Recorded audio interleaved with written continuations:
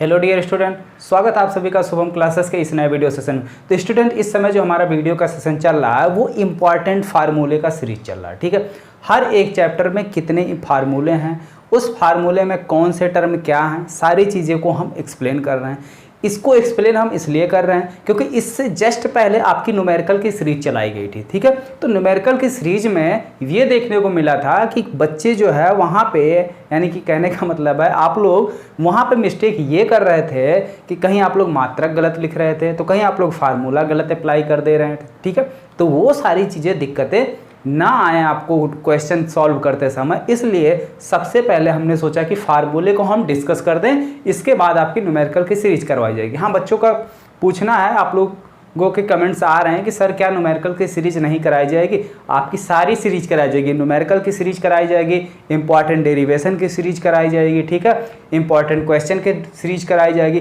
तो हर एक सीरीज आपको कराई जाएगी जो आपके एग्ज़ाम से रिलेटेड ही होंगी, और इस सीरीज से आपके एग्ज़ाम में बहुत ज़्यादा मदद मिलने वाली है। और ये जो सीरीज हम करवा रहे हैं, सारे सीरीज, अभी तो न्यूमेरिकल की सीरीज चल रही है, फिर उसके बाद फार्मूले की सीरीज आपकी चल रही है, इसके बाद जो आपकी इंपॉर्टेंट डेरिवेशन यानी चैप्टर नंबर 1 से लेकर पूरे बुक की हम बात बता रहे हैं, पार्ट 1 और पार्ट 2 दोनों की इंपॉर्टेंट डेरिवेशन की सीरीज कराई जाएगी। इसमें वो सारी चीज़ें हम लोग आपको टर्मिनेट करने की कोशिश करते हैं जो आप लोग गलतियां करते हैं, वो सारे पॉइंट्स बता रहे हैं कि जहां आप लोग से मिस्टेक होती है। ठीक है, तो जैसा कि फिजिक्स जो है हम भी कोचिंग काफ़ी दिनों से पढ़ा रहे हैं, काफ़ी दिनों का कहने का मतलब है लगभग जो है 6 सालों से हम कोचिंग पढ़ा रहे हैं। तो जब हम वहाँ पर टेस्ट लेते हैं तो बच्चों के मार्क्स कटते हैं। ठीक है, हालांकि सही क्वेश्चन वो लोग लगाते हैं, वैल्यू भी सही निकलती है, लेकिन मार्क्स जहाँ पे हम काटते हैं तो उसको बाकायदे गोला रीजन लिख देते हैं कि यहाँ मार्क्स कट रहा है। तो वो सारी चीज़ें हम आपको बता रहे हैं कि मार्क्स आपके कहाँ कहाँ कट सकते हैं। ठीक है, तो वो सारी चीज़ें आप गलतियाँ ना करें।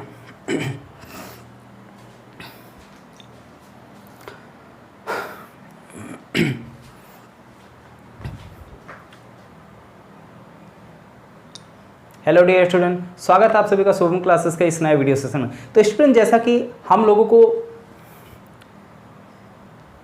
हेलो डियर स्टूडेंट, स्वागत है आप सभी का शुभम क्लासेस के इस नए वीडियो सेशन में। तो स्टूडेंट, इस समय जो हमारा सेशन चल रहा है वीडियो का, इसमें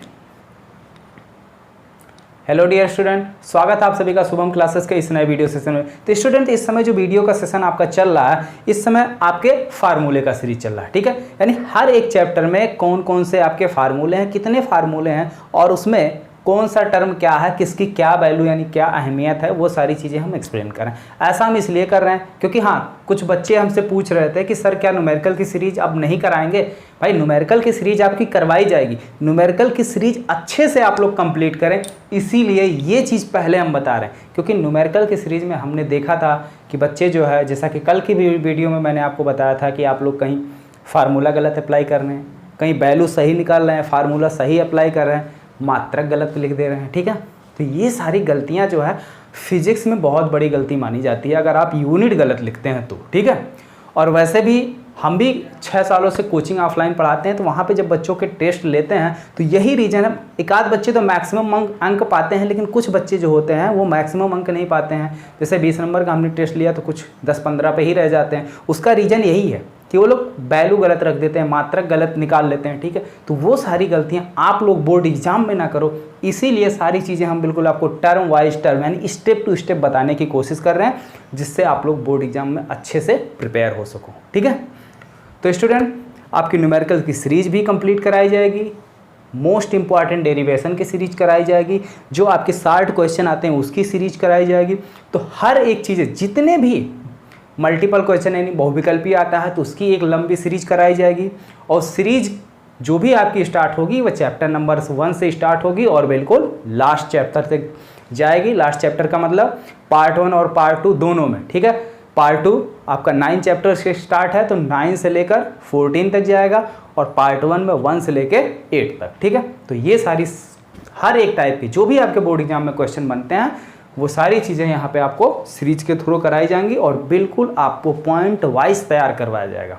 तो आपके स्टूडेंट, आपको ना तो सिलेबस को लेके घबराना है और ना ही आपको अपनी तैयारी को लेके घबराना है। सारी चीज़ें जैसे जैसे हम आपको बताते चल रहे हैं, बिल्कुल आप स्टेप टू स्टेप फॉलो करते चलिए, फिर देखिएगा आपका फिजिक्स में मैक्सिमम मैकेनिक, कुछ बच्चे तो ऐसे भी हैं जो अगर अच्छे से फॉलो किया जाए, हम देख रहे हैं रिस्पांस उनका कि अगर वो अच्छे से हमारी बातों को फॉलो करें या हम जो कहते हैं उसको वो करें तो फिजिक्स में कंफर्म है कि वो 70 में 70 भी पा सकते हैं। ठीक है, तो आइए देखते हैं।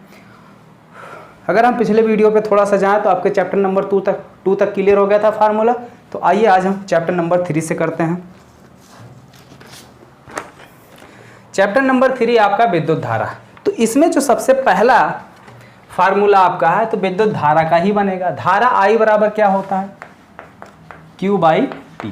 ठीक है, जहां पे या कहीं कहीं हम I की जगह अगर dt लिखा तो इसकी जगह भी हम क्या करते हैं, I को लिख देते हैं। बात वही है। ठीक है, यहाँ पे क्या है, स्मॉल चार्ज है, यहाँ पे टाइम इंटरवल भी हमारा स्मॉल है। ठीक है, या इसी को बोलते हैं धारा पर आवेश परिवर्तन की दर। ठीक है, या आवेश की प्रवाह के दर को क्या कहते हैं, विद्युत धारा कहते हैं। ये हमारी डेफिनेशन से निकल के आई है। इसका जो मात्रक होता है, I का मात्रक देखा जाए तो इसका मात्रक क्या होता है, कूलाम, इसका मात्रक सेकंड, कूलाम बटे सेकंड, लेकिन इसको हम बोलते हैं एम्पियर। क्या बोला जाता है स्टूडेंट, एम्पियर। ठीक है, तो धारा का मात्रक क्या होता है, एम्पियर। बीमा वगैरह अगर आपको निकालनी है तो Q की बीमा क्या होती है, T की बीमा क्या होती है। ठीक है, तो वो सारी चीज़ें आप लोग निकाल सकते हैं। आगे देखते हैं, अगला है ओम का नियम। ठीक है, ओम का क्या नियम है भाई, B प्रोपोर्शनल I। ठीक है, कहने का मतलब है अगर कोई भी हमारा चालक तार है, ठीक है, इसके सिरों के बीच हम विभवांतर जितना ज़्यादा अप्लाई करेंगे, ठीक है, बैटरी जितना ज़्यादा वोल्टेज का अप्लाई करेंगे, इसमें धारा का मान उतना ही ज़्यादा आएगा। ठीक है, B प्रोपोर्शनल I, या और प्रोपोर्शनल का चिन्ह हटाने के लिए एक कांस्टेंट लाया जाता है V = RI, जहाँ पे R आपका क्या है, एक नियतांक है जिसको हम लोग प्रतिरोध के नाम से जानते हैं। किस नाम से, प्रतिरोध।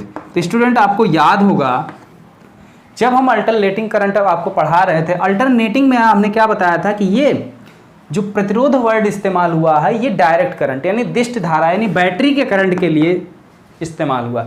जब आपका ये करंट दिष्ट धारा से अल्टरनेटिंग यानी प्रत्यावर्ती धारा यहाँ पे अप्लाई की जाती है तो ये प्रतिरोध किस में कन्वर्ट हो जाता है, प्रतिबाधा। सब कुछ टर्म वही रहता है। ठीक है, साइन बदल जाता है और नाम भी बदल जाता है, काम वही रहेगा, काम उसका भी वही रहेगा। धारा के मार्ग में जो अवरोध उत्पन्न करेगा वही हमारा प्रतिरोध होता है, लेकिन प्रतिबाधा भी वही काम करेगा। ये कौन से धारा के मार्ग में रुकावट उत्पन्न करता है, प्रत्यावर्ती धारा के मार्ग में। ठीक है, तो चलिए बहुत ज़्यादा हम टॉपिक से हट नहीं रहे हैं। ठीक है, तो हाँ, ओम के नियम की बात हो रही थी, तो आई थिंक यहाँ पे आपको अब सब कुछ क्लियर हो गया होगा। V क्या है, वोल्टेज है, R क्या है, प्रतिरोध है, ये क्या है, I धारा। ठीक है, अब यहाँ से हमने आपको एक सिंपल सा रूल जान लीजिए। ये हमारा क्या है, वेन डायग्राम है, इसको 3 पार्ट में आप डिवाइड कर लो। ठीक है, एक तरफ लिखो B, एक तरफ लिखो I, एक तरफ लिखो R। ठीक है, अगर आपसे B बराबर पूछा जाए तो B को ढक लो, क्या मिला, IR। ठीक है, बिल्कुल कॉन्सेप्ट समझो एकदम। ये फार्मूला ओम का नियम एकदम याद हो जाएगा। वैसे भी हाई स्कूल से पढ़ते आए होगे, याद तो होगा ही, फिर भी सारे ट्रिक देख लो। शायद आपको कोई भी किसी भी या तो स्कूल या कोचिंग कहीं भी ये ट्रिक आपको बताई नहीं जाती, फिर भी हम आपको देखो अच्छे से बता रहे हैं, ध्यान से समझो। अगर आपसे B पूछा जाता है तो B को ढक लो, क्या मिला, IR। अगर आपसे I का मान पूछा जाता है तो I को ढक लो, क्या मिलेगा, ऊपर मिल रहा B, नीचे मिल रहा R। अगर R पूछा जाता है तो R को ढक लो, तो R = क्या हो जाएगा, B/I। तो ओम के नियम से यहाँ पे आपके 3 फार्मूले जो है निकल कर आते हैं, एक वोल्टेज का, दूसरा धारा का, तीसरा एम्पियर का। मात्रक सबका जानते हो, वोल्टेज, इसका मात्रक क्या होता है, ये विभव का मात्रक होता है वोल्ट, धारा का मात्रक होता है एम्पियर, प्रतिरोध है, प्रतिरोध का मात्रक होता है ओम। ठीक है, क्लियर स्टूडेंट, चलिए आगे देखते हैं। अनुगमन वेग तथा धारा में क्या संबंध है। तो अनुगमन वेग और अगर धारा की बात करें तो I बराबर होता है NE/VD। ठीक है, NeABD, जहाँ पे Ne क्या है, A क्या है, BD क्या है, सारे टर्म देख दो। जैसे मान लो ये हमारा कोई वायर है, ठीक है,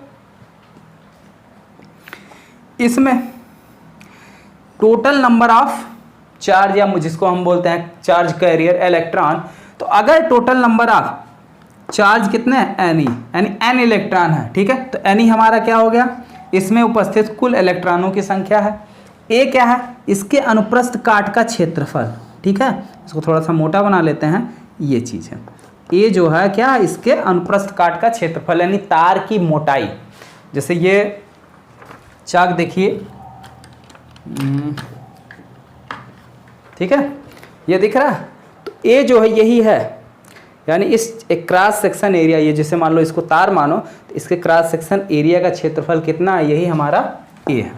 BD क्या है, इस तार के अंदर क्या है, जो हमारे मुक्त इलेक्ट्रॉन है, जब इन पर हम करंट अप्लाई करते हैं तो ये क्या करते हैं, एक निश्चित डायरेक्शन में।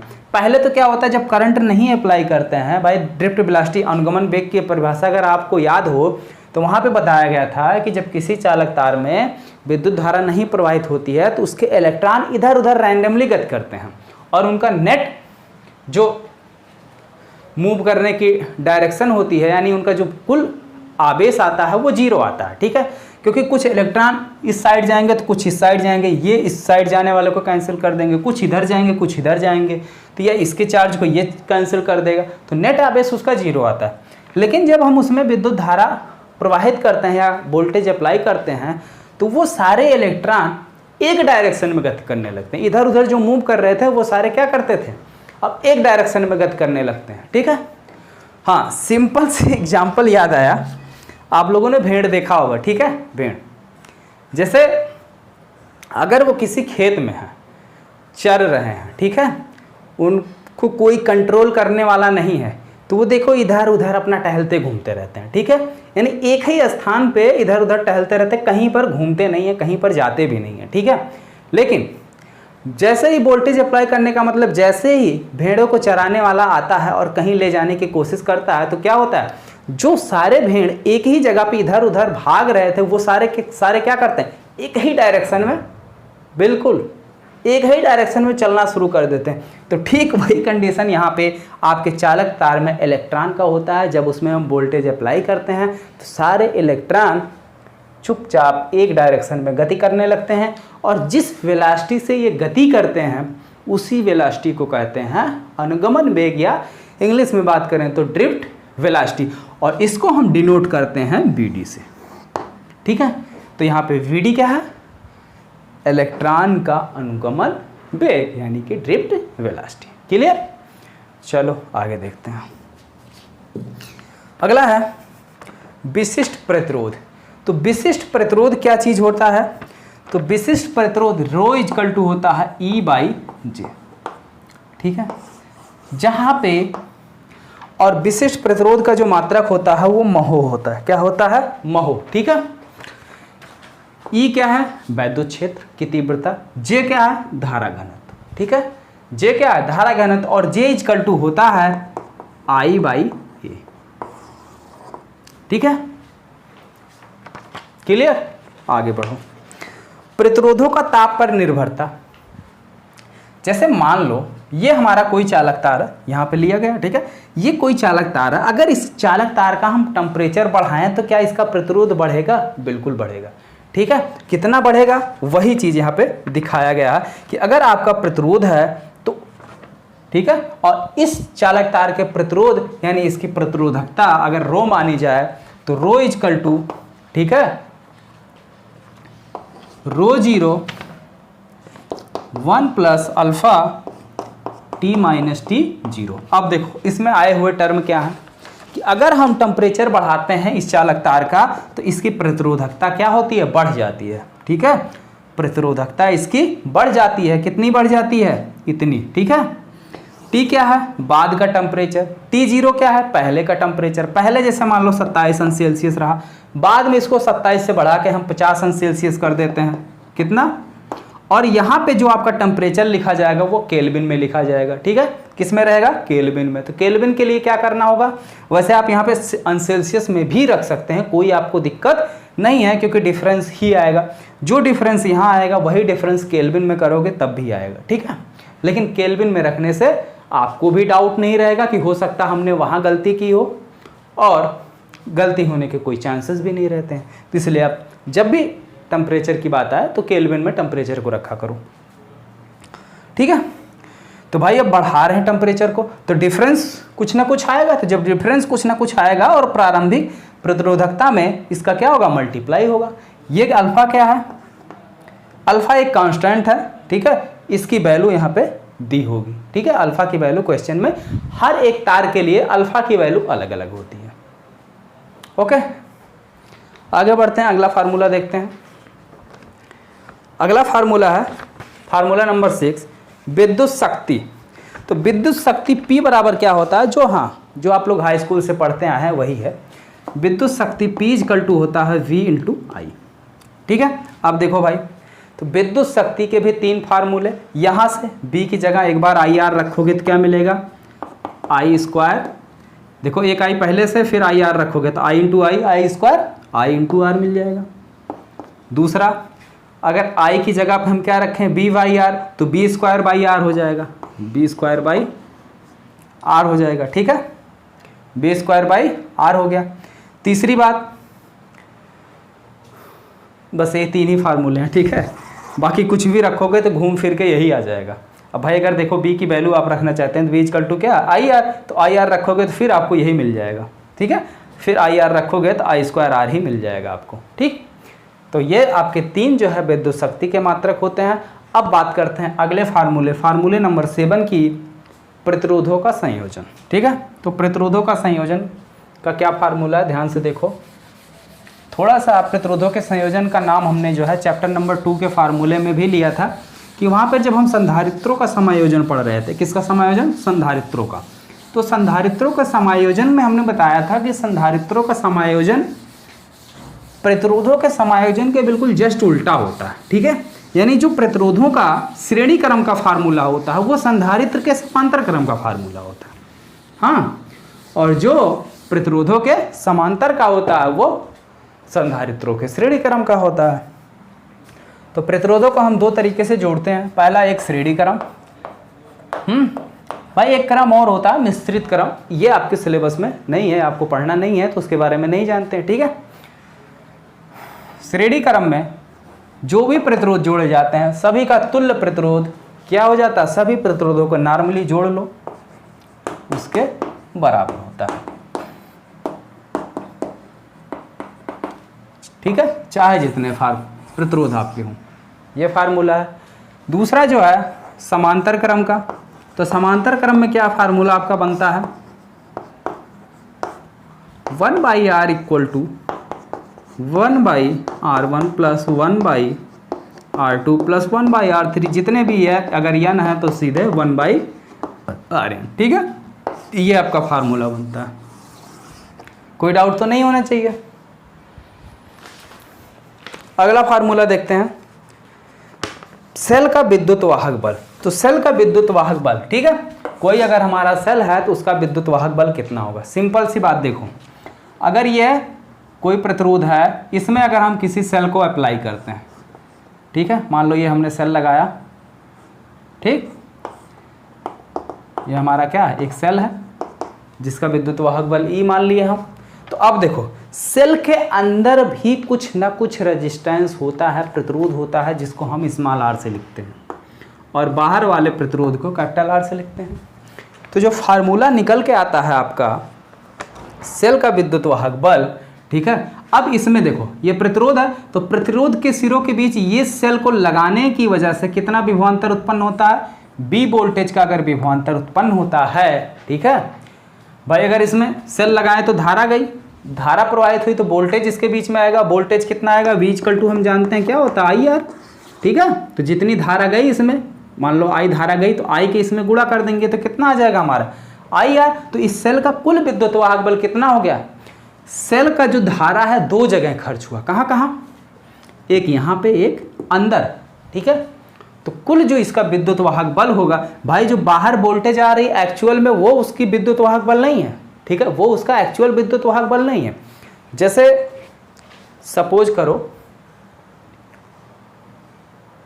हम दो सेल को जोड़ लेते हैं, एक सेल का अगर मान दिया हो 2 वोल्ट, दूसरा भी 2 वोल्ट है, ठीक है। तो अगर 2 वोल्ट का एक सेल 1 एम्पियर की धारा दे रही है और दूसरी भी 1 एम्पियर की धारा दे रही है, तो अगर उसको हम जोड़ें तो टोटल हमको क्या मिलना चाहिए, 4, यानी 2 2 4 वोल्ट हो गया। वोल्टेज का मान 4 होना चाहिए, और धारा हमारी क्या होगी, 1 ही एम्पियर रहेगी, ठीक है। तो जब धारा का मान बदल नहीं रहा है और वोल्टेज हमारा बढ़ जा रहा है, यानी जाहिर सी बात है प्रतिरोध क्या हो जा रहा है, बढ़ जा रहा है। तो प्रतिरोध तो हमारा वही है जो हमने पहले अप्लाई किया। तो प्रतिरोध कहाँ बढ़ा, सेल का इंटरनल प्रतिरोध बढ़ा, ठीक है। 2 सेल जब जोड़ दिए तो उसका प्रतिरोध उसका प्रतिरोध, दोनों प्रतिरोध आपके बढ़ गए, ठीक है। तो वही चीज़ है, यानी धारा आपकी कहाँ खर्च हुई, 2 जगह, ठीक है। फिलहाल अगर आपको इसको समझने में कोई डाउट लग रहा है तो सिंपल फार्मूला याद रखो। फार्मूला आपका क्या है, E इक्वल टू विद्युत वाहक बल, इसको हम E से डिनोट करते हैं। E इक्वल टू होता है B plus I into small r, ठीक है।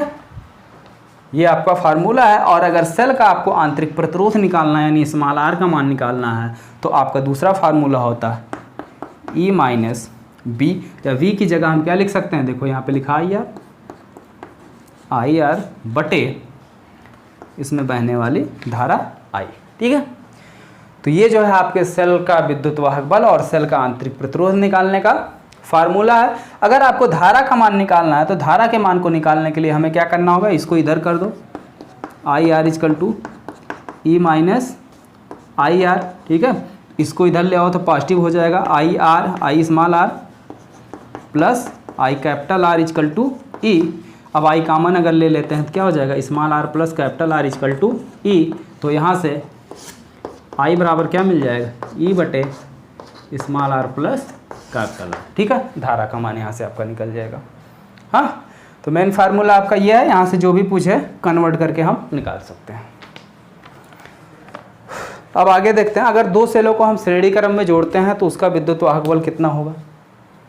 जिसे मान लो 2 सेल को जोड़ा गया और एक सेल का विद्युत वाहक बल E1 है, दूसरे का E2 है, तो उनका कुल तुल्य विद्युत वाहक बल E इक्वल टू कितना हो जाएगा, E1 R2 plus E2 R1 बटे R1 प्लस R2। अब R1 R2 क्या है, अभी भी एक्सप्लेन किया गया।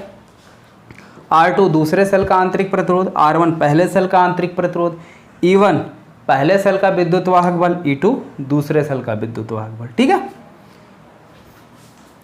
मात्रक वोल्ट ही होगा, ठीक है, क्योंकि विद्युत वाहक बल और विभवांतर दोनों लगभग अप्रॉक्सीमेट सेम होते हैं। अब आगे बढ़ते हैं, अगला फार्मूला देखते हैं जो काफ़ी इंपॉर्टेंट है, किरचॉफ का नियम। किरचॉफ ने 2 नियम दिया था, एक संधि का नियम दिया था और दूसरा जो है बंद पास का नियम दिया था। तो यहाँ पे हम दोनों नियम को समझते हैं और दोनों नियम के लिए अलग अलग फार्मूला भी दिया गया था, ठीक है। पहले नियम के लिए क्या है, पहले नियम के लिए है कि अगर किसी भी कोई भी हमारा संधि है, संधि का मतलब होता है जंक्शन, ठीक है, कोई ऐसा पॉइंट जहाँ से कई तार एक साथ जोड़े गए हों, तो उस तार पर यानी उस संधि पर आने वाली धाराओं का योग जाने वाली धाराओं के योग के बराबर होता है, या इसको दूसरे शब्दों में बोला जाए तो किसी भी संधि पर समस्त धाराओं का बीजगणितीय योग 0 होता है, ठीक है। जैसे मान लेते हैं ये हमारा कोई एक जंक्शन है या संधि है, तो यहाँ से 2 तार आ रहे हैं, 3 तार निकाले गए हैं, ठीक है। इन दोनों में करंट आ रही है और इसमें से होके जा रही है। मान लेते हैं इसमें करंट I1 आ रही है, इसमें I2 आ रही है, इसमें से I3 जा रही है, इसमें से I4 जा रही है, इसमें से I5 जा रही है, ठीक है। तो भाई कहने का मतलब है कि किसी संधि पर आने वाली धाराओं का योग जाने वाली धाराओं के बराबर होता है। तो आने वाली धाराएं आपकी कौन से, ये दोनों, ये देखो दोनों आ रही हैं और ये दोनों क्या हो रही हैं, जा रही हैं। तो आने वाली कौन सी हो गई, I1 प्लस I2 बराबर किसके हो जाएगा, जाने वाली कौन सी, I3 plus I4 plus I5। अगर सबको हम एक साइड खींचें तो क्या हो जाएगा, I1 plus I2 minus I3 minus I4 minus I5 equal to 0, या इसको हम ऐसे लिख सकते हैं समेसन I इक्वल टू 0। अब समेसन I का मतलब है बीजगणितीय योग, बीजगणितीय का मतलब है साइन के साथ, जो आ रही हैं उनको हम पॉजिटिव लिखते हैं और जो जा रही हैं उनको नेगेटिव लिखते हैं। तो आने वाले को देखो पॉजिटिव लिखा गया, जाने वाले को देखो नेगेटिव लिखा गया, और सबको सम किया गया तो कितना आ रहा है 0। ठीक है, तो ये उनका पहला नियम है। सेकंड नियम की बात करते हैं। तो सेकंड नियम जो है वो बंद पास का नियम है। किसका नियम है? बंद पास यानी क्लोज सर्किट का नियम है। तो क्लोज सर्किट के नियम के अकॉर्डिंग, जैसे मान लो ये हमारा कोई रेजिस्टेंस लगा है, यहाँ पे कोई वोल्टेज लगा हुआ है V, ठीक है। अब अगर बैटरी लगा है, बैटरी यानी वोल्टेज V अप्लाई किया यानी बैटरी अप्लाई किया गया, ठीक है। तो यहाँ से करंट जाएगी I और इसका प्रतिरोध I है। तो इनके बंद पास के नियम के अकॉर्डिंग किसी भी बंद पास में किसी भी प्रतिरोध से होकर जाने वाली धारा और उस प्रतिरोध का गुणनफल, इसमें धारा I जा रही है तो I into R equal to उस बंद पास में लगे हुए सेल के विद्युत वाहक बल के बराबर होता है। इस सेल का विद्युत वाहक बल कितना है? अगर हम इसको E माने तो E, या B माने तो V, ठीक है। अगर कई सेल लगे हों तो इसी को हम लिख सकते हैं summation IR equal to summation E, ठीक है। अगर कई प्रतिरोध हैं तो समेसन लग गया, यानी प्रतिरोधों को जोड़ लिया गया, उसमें जो धाराएं बह रही हैं उसको गुणा करके जोड़ लिया गया, ठीक है। और फिर इधर सेलों को जोड़ लिया गया। तो ये जो है हमारे किरचॉफ के दो रूल थे, या दो नियम थे, या दो कह सकते हैं दो फार्मूले थे, ठीक है। तो ज़्यादातर क्वेश्चन इस फार्मूले पर आता है। ये फार्मूला आपका इम्पॉर्टेंट है, क्योंकि अगर आप व्हीटस्टोन सेतु को सॉल्व करने जाएंगे वहाँ पे भी अप्लाई करना है विभवमापी, ठीक है, या मीटर सेतु की अगर हम बात करें तो वहाँ पर भी इसको अप्लाई करना है। तो इसको समझना जो है बहुत ज़्यादा ज़रूरी है। चलिए बढ़ते हैं अगले फार्मूले की तरफ। तो अगर आपको वीडियो पसंद आ रहा हो, वीडियो अच्छा लग रहा हो, तो वीडियो को लाइक करना व शेयर करना बिल्कुल मत भूलिए। अपने दोस्तों में भी अधिक से अधिक शेयर करें, और साथ ही कमेंट करके भी बताइए कि वीडियो आपको कैसा लग रहा है। कहीं कोई डाउट हो तो भी बिल्कुल पूछिए, ठीक है। आपको सारे डाउट्स भी आपके क्लियर किए जाएंगे, क्योंकि हम वीडियो लाइव होने के बाद सभी लोगों के कमेंट्स को एक बार रीड करते हैं कि आपको कहीं कोई दिक्कत तो नहीं आई। कहीं दिक्कत आई हो तो आप लोग कमेंट कीजिए, उसको हम सॉल्व करते हैं। अगला फार्मूला आपका है व्हीटस्टोन सेतु का। फार्मूला नंबर 9 है व्हीटस्टोन सेतु, ठीक है।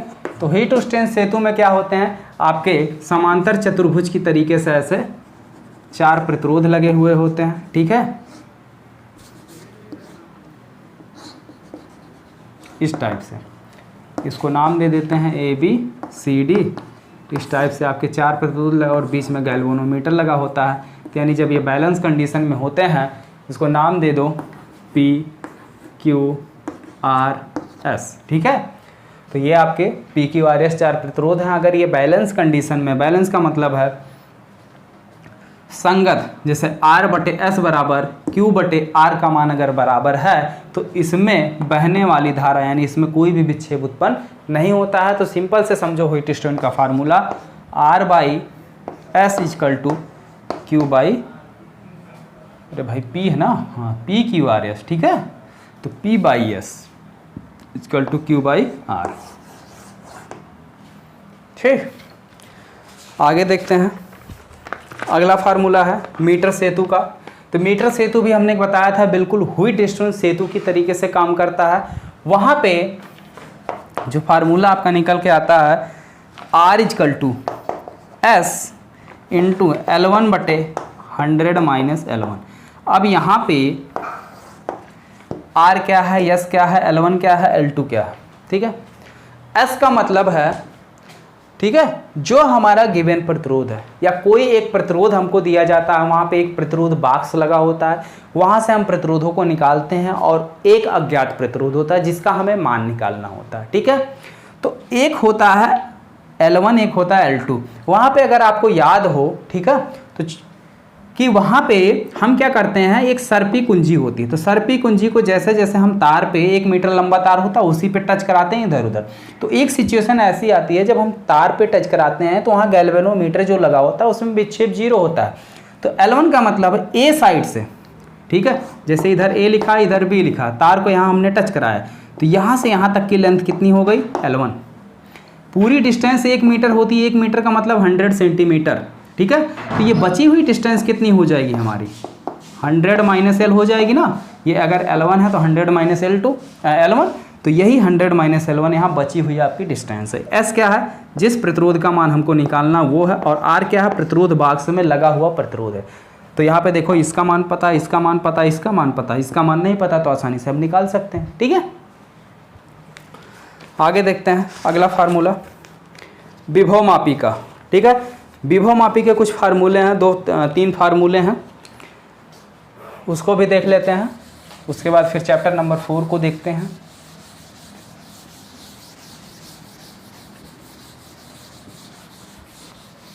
देखिए स्टूडेंट, अगर आप जो भी हम सीरीज, चाहे वो न्यूमेरिकल की सीरीज हो, चाहे फार्मूले की सीरीज हो, या आगे जो बनाएंगे most important derivation, most important बहुविकल्पीय, ठीक है, ये सब के जो भी सीरीज बनेंगे, अगर आप अच्छे से देखते हैं, उसको पूरा देखते हैं, उसमें जो भी चीज़ें आपको बताई जाती हैं उसको अगर आप फॉलो करते हैं, तो यकीन मानिए आपके फिजिक्स में बहुत अच्छे अंक आएंगे, ठीक है। यहाँ तक कि फुल मार्क्स भी आप पा सकते हैं। और जैसा कि फिजिक्स में बहुत रेयर केस में फुल मार्क्स मिलता है, ठीक है, रेयर केस में फुल मार्क्स मिलता है, लेकिन ये कुछ भी इम्पॉसिबल नहीं है। जैसा कि शुभम सर आप लोगों को बार बार बोलते हैं कि वही बच्चे आगे बढ़ते हैं जो सूरज को जगाते हैं, वो नहीं जिन्हें सूरज जगाता है, ठीक है। तो मतलब तो आप लोग समझ ही रहे होंगे, शुभम सर भी आपको मतलब बार बार इसका बताए होंगे, ठीक है। तो चलिए हम ज़्यादा अपने टॉपिक से हटते नहीं हैं, आइए फार्मूले पर। तो विभव मापी का जो पहला फार्मूला है E इक्वल टू है, ठीक है, K इंटू एल, जहाँ पे K आपका क्या है, विभव प्रवणता, विभव प्रवणता। अब विभव प्रवणता का मतलब है जैसे जैसे हम दूरी बढ़ाते जाएंगे, कोई भी तार है, इसमें अगर हमने V वोल्टेज अप्लाई किया है, या इसमें हम अगर 220 वोल्ट की करंट फ्लो वोल्टेज का धारा प्रवाहित करना है, तो जैसे जैसे दूरी बढ़ती जाएगी वोल्टेज का मान ड्रॉप, यानी वोल्टेज का मान कम होता जाएगा, ठीक है। तो दूरी के सापेक्ष विभव में होने वाले परिवर्तन को हम क्या कहते हैं, विभव प्रवणता कहते हैं। L क्या है, डिस्टेंस, तार की लंबाई, ठीक है, और E क्या है, विद्युत वाहक बल। तो भाई अगर L मीटर लंबी तार हो तो यहाँ पर वैद्युत विभव, यानी यहाँ पर जो आपका विद्युत वाहक बल E होगा, उसका मान कितना होगा, इस फार्मूले से हम निकाल सकते हैं, ठीक है। अगला है कि विभव मापी से 2 सेलों को हम कंपेयर कर सकते हैं कि इनकी विद्युत वाहक बल कितनी है। अगर मान लें पहले सेल का विद्युत वाहक बल E1 है, दूसरे सेल का विद्युत वाहक बल E2 है, तो E1 बटे E2 इक्वल टू होता है L1 बटे L2, जहाँ पे L1 L2 क्या है, अभी आपको थोड़ा सा याद होगा मीटर सेतु में कि L1 एक ऐसी पॉइंट थी, यानी ऐसी डिस्टेंस थी जहाँ पे हम सर्पी कुंजी को टच कराते थे तो गैल्वेनोमीटर में विक्षेप 0 मिलता था। तो वो चीज़ पहला, यानी एक सेल लगा के ये सिचुएशन हम ले आते हैं, L1 हो, यानी वो दूरी निकाल ले रहे हैं, ठीक है। दूसरी बार अब E1 की जगह E2 सेल को लगाएंगे और फिर इसको इधर उधर टच कराएंगे, तो जो डिस्टेंस हमको मिलेगी वो L2 हो जाएगी, ठीक है। तो अगर हमें दूरियां पता चल जाए तो इनके विद्युत वाहक बल का अनुपात भी हमें पता चल जाएगा। भाई दूरी तो हम नाप ही सकते हैं ना, कितनी दूरी पे विक्षेप मिल रहा है, 0, तो वही चीज़ है, इस फार्मूले से हम इसको कैलकुलेट कर सकते हैं। और जो लास्ट फार्मूला है कि किसी सेल का आंतरिक प्रतिरोध, हाँ, विभव मापी से हम सेल का आंतरिक प्रतिरोध यानी स्मॉल r का भी मान निकाल सकते हैं। ये होता है E बटे V माइनस 1 इंटू, ये माइनस 1 नहीं होता है, I होता है, ठीक है, नहीं एक सेकंड, हाँ 1 ही होता है, 1 इंटू R, ठीक है। तो इस फार्मूले से हम सेल का आंतरिक प्रतिरोध भी निकाल सकते हैं। इसमें जो है मैक्सिमम चीज़ों की यूनिट आपको पता है भाई, ये सब विद्युत वाहक बल है, इसके मात्रक जो है आपके यूनिट जो है वो वोल्ट ही होंगे, ठीक है।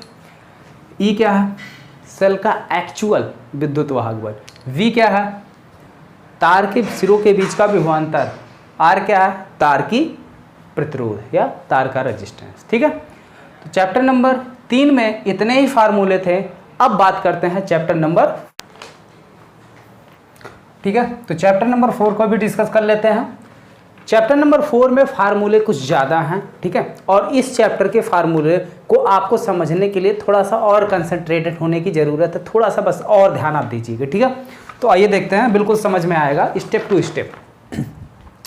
सबसे पहला फार्मूला है लॉरेंज बल की अगर बात करें, ठीक है, तो लॉरेंज बल क्या है, अगर कोई हमारा आवेश है वो चुंबकीय क्षेत्र और वैद्युत क्षेत्र दोनों को उपस्थिति में अगर गति कर रहा है, तो भाई अगर चुंबकीय क्षेत्र बी में है, ठीक है, अगर बी चुंबकीय क्षेत्र है, इसमें कोई आवेश हमारा, ठीक है, गति करेगा, तो वैद्युत चुंबकीय क्षेत्र इस पर क्या करेगा, चुंबकीय बल लगाएगा, ठीक है। और अगर ये वैद्युत क्षेत्र ई के पर्जेंस में गति करेगा तो वैद्युत क्षेत्र इस पर बल लगाएगा, यानी दोनों ही इस पर क्या करेंगे, बल लगाएंगे। तो चुंबकीय क्षेत्र इस पर कितना बल लगाएगा, चुंबकीय क्षेत्र जो बल लगाएगा वो क्यू वी बल लगाएगा।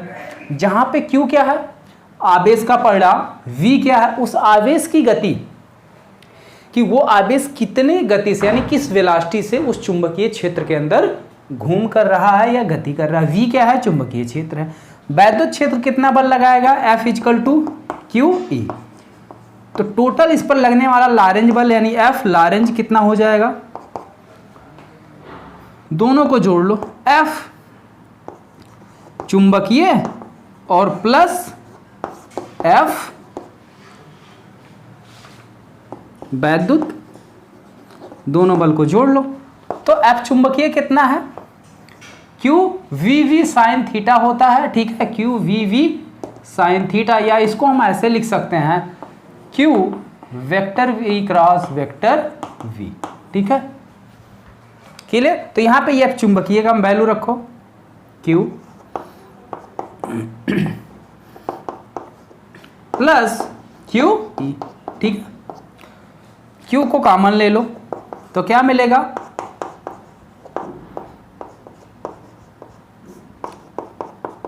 ठीक है। तो ये हमारा अगर कोई वैद्युत आवेश है या कोई भी हमारा आवेश है चुंबकीय क्षेत्र और वैद्युत क्षेत्र दोनों की प्रेजेंस में गति कर रहा है, तो ये उस पर लगने वाला टोटल लॉरेंज फोर्स होगा। लेकिन अगर दोनों में से कोई एक अब्सेंट हो गया, जैसे मान लो वैद्युत क्षेत्र नहीं है, केवल चुंबकीय क्षेत्र में गति कर रहा है, तो केवल चुंबकीय क्षेत्र में अगर गति करेगा तो उस पर लगने वाला बल क्या होगा, ये होगा।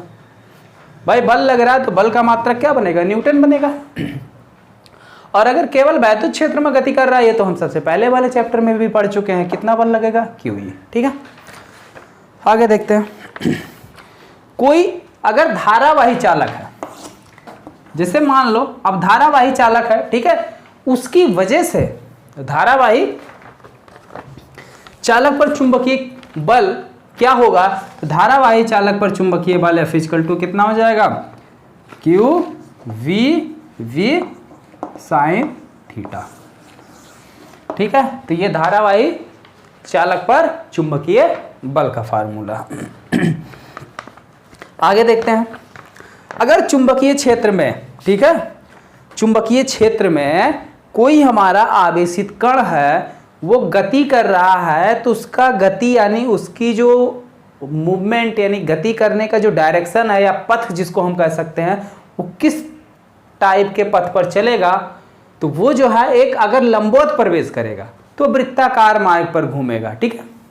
और अगर वो किसी एंगल पर प्रवेश करेगा, चुंबकीय क्षेत्र में अगर किसी एंगल पर प्रवेश करेगा तो क्या होगा, हेलिक्स में यानी स्प्रिंग के रूप में गति करेगा, ठीक है। तो अगर स्प्रिंग के रूप में गति करेगा तो वहां पे कब गति कर रहा है स्प्रिंग के रूप में, जब किसी एंगल पर प्रवेश करता है, ठीक है, लंबवत न जाकर किसी एंगल पर प्रवेश करता। तो हम सीधी बात जानते हैं कि जैसे मान लो ये लंबवत है, अगर कोई किसी एंगल पर, ये इसी एंगल पर प्रवेश कर रहा है, यहाँ थीटा बना रहा है, तो ये एक हमारा क्या हो जाएगा, इसको हम दो कंपोनेंट यानी दो घटकों में तोड़ सकते हैं, एक क्षैतिज घटक, दूसरा लंबवत घटक।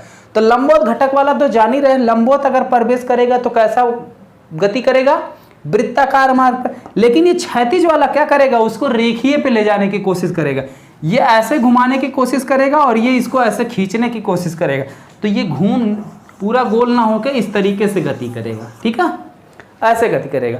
तो इसको रेखीय पथ पे घुमाने का काम कौन कर रहा है, अगर ये v वेलोसिटी से आ रहा तो v cos थीटा और ये आपका हो गया v sin थीटा, ठीक है।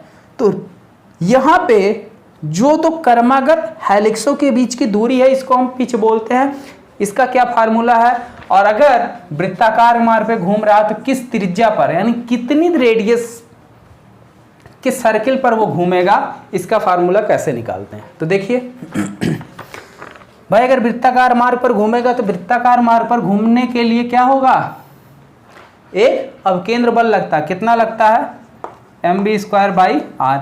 और ये अवकेंद्र बल चुंबकीय क्षेत्र द्वारा इस आवेश पर जितना बल लगेगा उसके बराबर होता है, किसके, qvb के। तो एक बी से एक बी कैंसिल हो गया, और लंबवत प्रवेश कर रहा sin 90 की वैल्यू 1 हो जाएगी, तो सीधे कितना आ जाएगा, qvv। तो यहां से अगर हम r की वैल्यू निकालना चाहें तो r क्या हो जाएगा, mv/qb। ठीक है, तो किस रेडियस पर गति करेगा, इसी रेडियस पर वो गति करेगा। और पूरा एक चक्कर पूरा करने में लगा समय कितना लेगा, तो टाइम पीरियड यानी t बराबर होगा कुल दूरी बटे चाल कुल दूरी कितनी हो जाएगी, 2πr, 2π और गुणे r का मान कितना है, mv/qb। ठीक है, बटे वेलोसिटी कितनी है, v है, तो v से v कैंसिल हो गया, आया कितना, 2πm/qb। ये आपका क्या आ गया, टाइम पीरियड का फार्मूला। इतना समय वो लेगा पूरा एक चक्कर कंप्लीट करने में। ठीक है, अब अगर वृत्ताकार मार्ग पे घूम रहा है तो कोणीय आवृत्ति भी इसकी बनेगी। तो कोणीय आवृत्ति ओमेगा का क्या फार्मूला बनेगा, कोणीय आवृत्ति ओमेगा इक्वल टू फार्मूला आपका बनेगा qv/m। ठीक है, qv/m।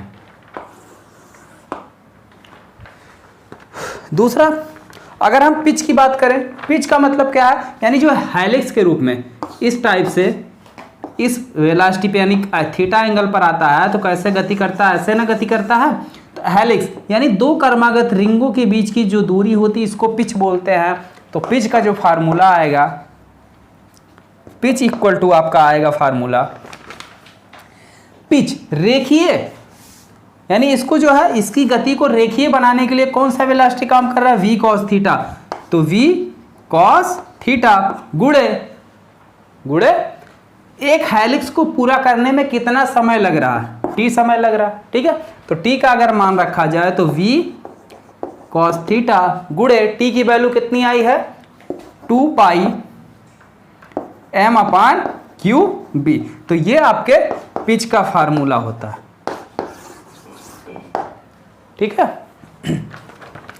अब देखते हैं अगला जो है बिल्कुल साइक्लोट्रॉन है। ठीक है, साइक्लोट्रॉन के लिए भी त्रिज्या वगैरह टाइम पीरियड के सारे फार्मूले यही हैं। साइक्लोट्रॉन में भी क्या होता है, टाइम पीरियड का यही फार्मूला, रेडियस का यही फार्मूला इस्तेमाल होगा। ठीक है, ये दोनों फार्मूले हमारे साइक्लोट्रॉन में भी यूज होंगे, और ये कोणीय आवृत्ति। ठीक, देखते हैं अगला टॉपिक है बायो-सेवर्ट का नियम। बहुत इंपॉर्टेंट है, हर बार आपसे बोर्ड एग्जाम में पूछा गया है, और इस पे आपके न्यूमेरिकल भी बहुत ही बनते हैं, न्यूमेरिकल भी आपसे पूछे गए हैं। तो ध्यान से देखिए बायो-सेवर्ट का नियम क्या, बहुत सिंपल सा नियम है।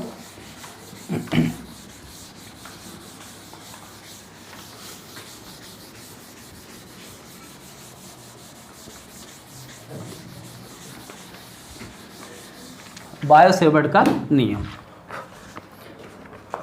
तो बायो-सेवर्ट के नियम के अकॉर्डिंग किसी भी धारावाही चालक में अगर हम I धारा प्रवाहित करते हैं तो उस चालक तार में धारा के प्रवाहित करने के कारण उस चालक तार के चारों ओर जो चुंबकीय क्षेत्र उत्पन्न होता है उसका मान होता है μ0/4πI delta L sine theta बटे r²। सारे टर्म को मैं एक्सप्लेन कर रहा हूँ क्या है। ये आपका एक कांस्टेंट है, इसकी वैल्यू होती है 10⁻⁷। ठीक है, 10⁻⁷ इसकी वैल्यू होती है। I क्या है, उस चालक 7 की -7। ठीक है, थोड़ा सा प्लस माइनस में देख लेना क्या है, शायद -7 है, 10⁻⁷ है।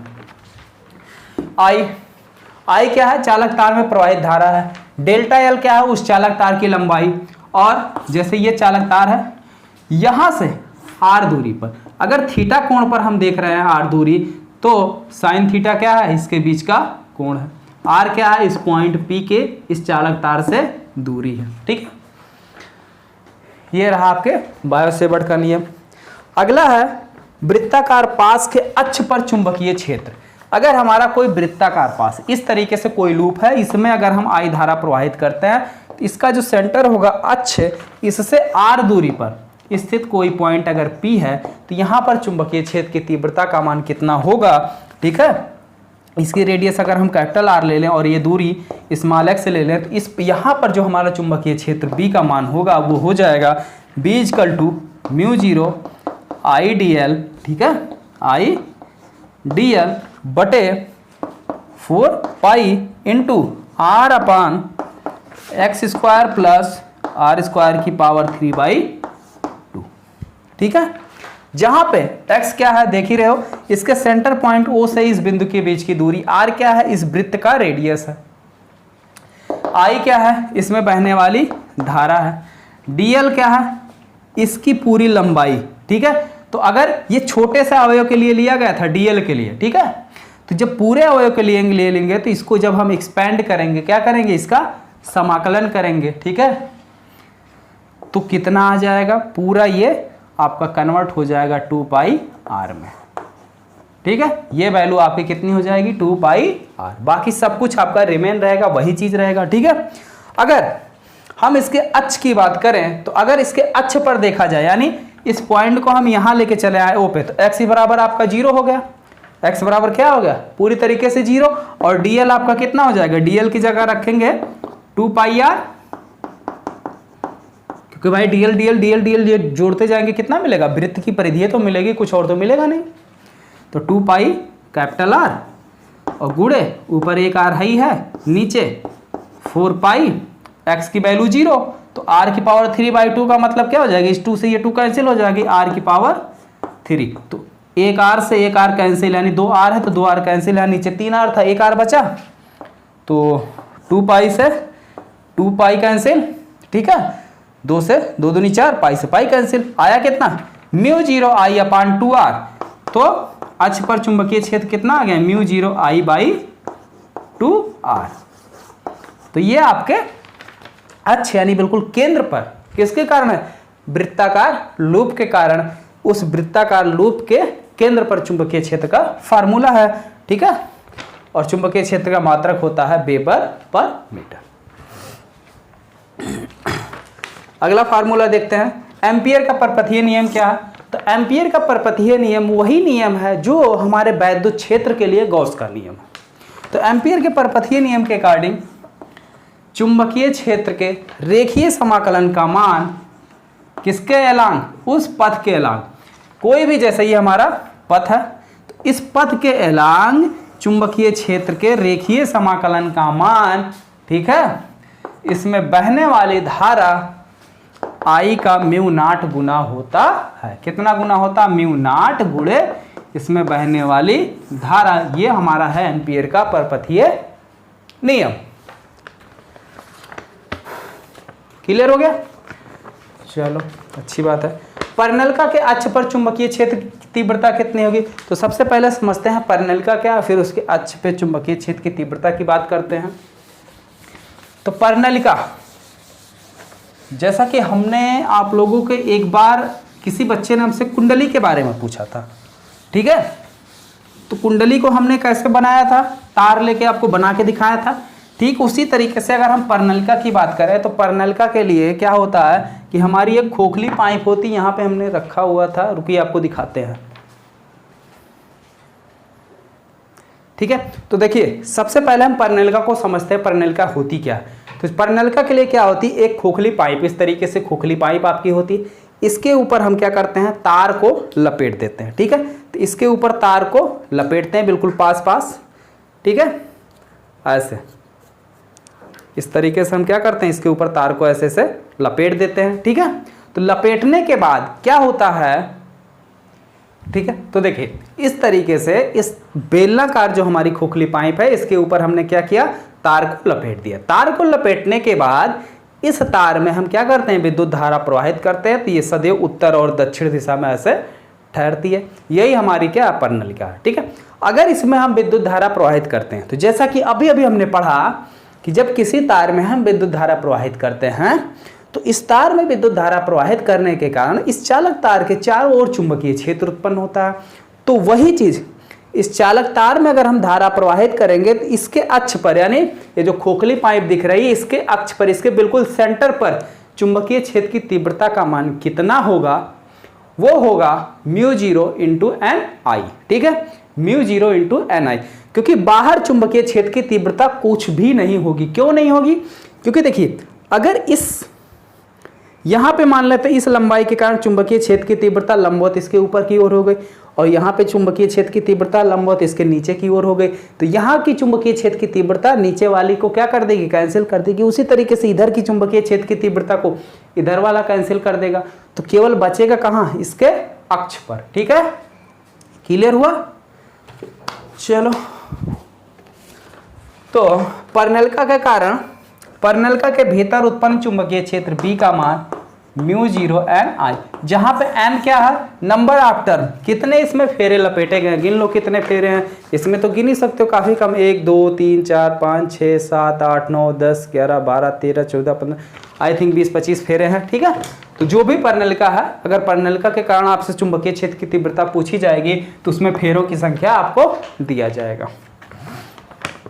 ठीक, टेराइड। अब भाई देखो टेराइड क्या चीज है, चलो भाई टेराइड को समझ लो। टेराइड क्या है, जैसे ये क्या था, परनलिका था, अब इसी परनलिका को, ऐसे परनलिका लंबी हो और इसी परनलिका को हम मोड़ कर क्या कर दें, एक वृत्त बना दें। परनलिका को मोड़ के हम क्या करें, एक वृत्त बना दें। कैसे वृत्त बना दें मोड़ के, देखिए कैसे,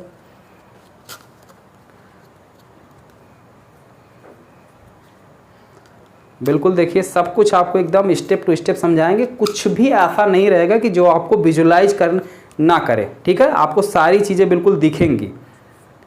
ये हमारी परनलिका थी, अब परनलिका को देखिए हम कैसे टेराइड में कन्वर्ट कर रहे हैं। तो ये परनलिका थी, ठीक है, अब इसको क्या कर रहे हैं, ऐसे जो है खींच कर हम क्या करें, वृत्त बना दें। ऐसे क्या करें, वृत्त बना दें।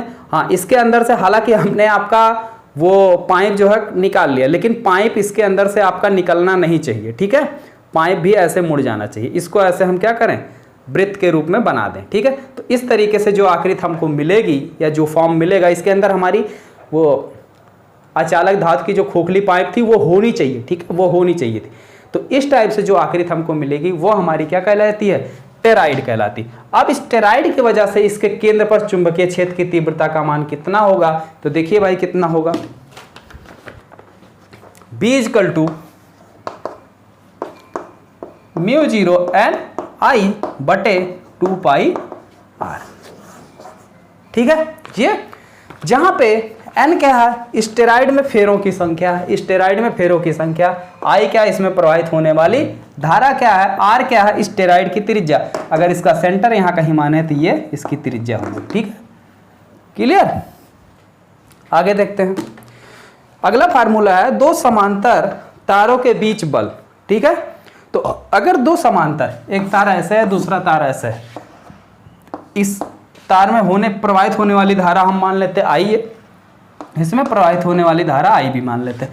तो इनके बीच में जो बल लगेगा F = वो हो जाएगा μ0 IA × IB बटे 2 पाई D × L। D क्या है, इन चालक तारों के बीच की दूरी, L क्या है, इस चालक तार की लंबाई। ठीक है, अगर इस चालक तार की लंबाई कैपिटल L हो, कितनी हो, कैपिटल L हो, और इसके बीच की दूरी स्मॉल d हो, तो इनके बीच लगने वाला बल का फार्मूला ये है।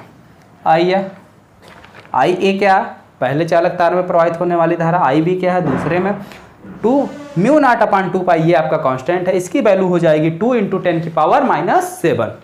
ठीक है, इसकी वैल्यू कितनी हो जाएगी, 2 × 10⁻⁷। क्यों, क्योंकि अगर ये आपका होता μ0, ठीक है, μ0 की वैल्यू कितनी होती, 4 पाई × 10⁻⁷, तो μ0 की जगह रख के देखो कितना आएगा, 2 आएगा।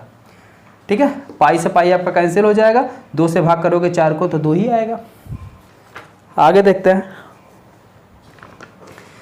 विद्युत धारा पास पर लगने वाला बल आघूर्ण या चुंबकीय द्विध्रुव आघूर्ण कितना होगा, तो चुंबकीय द्विध्रुव आघूर्ण टाउ = होगा I × AB। ठीक है, जहां पे I क्या है, उसमें प्रवाहित होने वाली धारा, A क्या है, उसका क्षेत्रफल है। ठीक है, बी क्या है, चुंबकीय क्षेत्र की तीव्रता। यदि कुंडली में हमारे फेरों की संख्या n हो तो n से इसी में गुणा कर लो, तो टाउ बराबर NIAB। ठीक है। और चुंबकीय द्विध्रुव आघूर्ण m बराबर क्या होगा, ये तो था हमारा बल आघूर्ण टाउ। द्विध्रुव आघूर्ण की अगर बात करें तो द्विध्रुव आघूर्ण m इक्वल टू होता है I इंटू ए, और इसमें भी अगर फेरों की संख्या n हो जाए तो क्या हो जाएगा, m बराबर NIA। ठीक है, क्लियर हो गया। अगला देखते हैं। अगला फार्मूला है कि वृत्ताकार विद्युत धारा पास के कारण चुंबकीय क्षेत्र की तीव्रता। अब हमारा कोई ये वृत्ताकार पास है, ठीक है, तो इसके कारण चुंबकीय क्षेत्र की तीव्रता का क्या फार्मूला बनेगा, अगर आपको याद हो, ठीक है, द्विध्रुव की वजह से। अगर हमारा कोई वृत्ताकार द्विध्रुव है तो उसकी वजह से चुंबकीय क्षेत्र की तीव्रता का क्या मान होगा। देखिए, अगर हम वैद्युत क्षेत्र की तीव्रता की बात करें किसके कारण, द्विध्रुव के कारण, तो E बराबर कितना था 1/4 पाई एप्सिलॉन नॉट 2p बटे r³। ठीक है, तो यहां पे आपका E रिप्लेस हो जाएगा B से और P रिप्लेस हो जाएगा किससे, M से। ठीक है, क्योंकि चुंबकीय क्षेत्र की तीव्रता की बात हो रही है और यहां पर वैद्युत क्षेत्र की तीव्रता की बात हो रही थी, तो वैद्युत क्षेत्र रिप्लेस हुआ चुंबकीय क्षेत्र में, और आपका वैद्युत द्विध्रुव आघूर्ण है तो वैद्युत द्विध्रुव आघूर्ण किसमें रिप्लेस हो जाएगा, चुंबकीय द्विध्रुव आघूर्ण में। तो क्या फार्मूला बन जाएगा 1/4 पाई एप्सिलॉन नॉट, इसका कांस्टेंट है, ये रिमूव होकर कौन सा आपका फार्मूला बनेगा, μ0/4 पाई। तो यहां पे आ गया μ0/4 पाई और 2m/r³। ये आपके अच्छी स्थिति का फार्मूला बनेगा, और निरक्षीय स्थिति की अगर हम बात करें तो 2 हट जाएगा, m/r³ आएगा। ओके, 9वां देखते हैं, इसके बाद लास्ट है 10। ठीक है, तो 9वां फार्मूला आपका है कि परिक्रमी इलेक्ट्रॉन पर, कोई इलेक्ट्रॉन है वो क्या कर रहा है, किसी नाभिक के चारों ओर परिक्रमा कर रहा है या घूम रहा है, तो उस पर कितना द्विध्रुव आघूर्ण लगेगा, यानी कैपिटल M का मान कितना आएगा, उसको हम लोग देखते हैं कितना आएगा। तो जो M बराबर होगा द्विध्रुव आघूर्ण M equal to minus E/2me into L। ठीक है, जहां पे E क्या है, इलेक्ट्रॉन का आवेश, Me क्या है, उस इलेक्ट्रॉन का द्रव्यमान, L क्या है, कोणीय संवेग, और L इक्वल टू फार्मूला होता है me इंटू VR। ठीक है, me इंटू VR। तो कोणीय संवेग का क्या फार्मूला बनेगा, me क्या है, उस इलेक्ट्रॉन का द्रव्यमान है, v क्या है, वो जिस वेलोसिटी से गति कर रहा, r क्या है, त्रिज्या, नाभिक से उसके परिधि की दूरी, नाभिक से कितनी दूर पर वो गति कर रहा है, वो इसका r का मान हो गया। तो सारी चीजें यहाँ पे क्लियर हो गई। अब देखते हैं इस चैप्टर का सबसे लास्ट फार्मूला, चल कुंडली गैल्वेनोमीटर। ठीक है, चल कुंडली गैल्वेनोमीटर या मूविंग कॉइल। आई थिंक ये थोड़ा सा आउट ऑफ सिलेबस है, तो फार्मूला लिख दिए हैं तो देख लो। ठीक है, हम देख लेंगे एक बार सिलेबस में कि है कि नहीं है। हम ये न्यूमेरिकल बताते समय न्यूमेरिकल की सीरीज में इसको क्लियर कर देंगे कि है कि नहीं है। ठीक है, तो चल कुंडली गैल्वेनोमीटर का जो चुंबकीय आघूर्ण टाउ का फार्मूला होता है वो होता है NIAB। जो फार्मूला आप अभी अभी पढ़े थे, ठीक वही फार्मूला यहाँ पर भी अप्लाई होगा। और बल आघूर्ण की अगर बात करें तो यही बल आघूर्ण टाउ की जगह हम क्या लिख सकते हैं, के फाई, जहाँ पे फाई जो है आपका एक नियतांक है, NIAB। N क्या है, उसमें फेरों की संख्या, I क्या है, उसमें प्रवाहित होने वाली धारा, A क्या है, उस कुंडली का क्षेत्रफल है, B क्या है, चुंबकीय क्षेत्र की तीव्रता। ठीक है, तो ये पूरे आपके चैप्टर नंबर 1 से लेके 4 तक सभी चैप्टर के इंपॉर्टेंट फार्मूले को हमने डिस्कस किया। अगर आपको फार्मूले में कहीं कोई दिक्कत हो तो बिल्कुल बोल सकते हैं, अदरवाइज आप वीडियो को अगर